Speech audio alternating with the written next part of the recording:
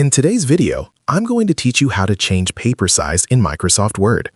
This is a simple yet essential skill that can make a big difference, especially when you're preparing documents for printing or following specific formatting requirements. By the end of this guide, you'll be able to adjust your document layout confidently and efficiently. To begin, open on your computer and access the document you want to modify.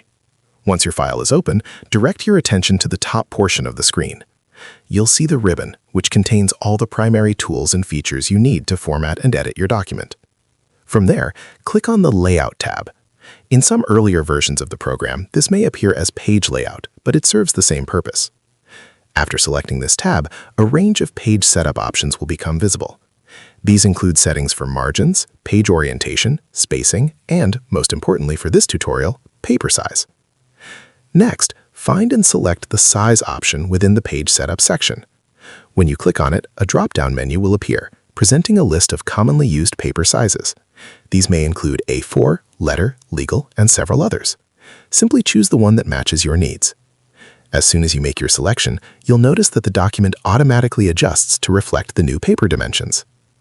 If the size you require isn't available in the list, you can easily create a custom one. Scroll down and click on More Paper Sizes.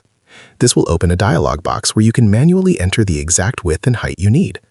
Navigate to the Paper tab inside that window, enter your preferred measurements, and then confirm by clicking OK. Your document will instantly update to match the custom size you've defined.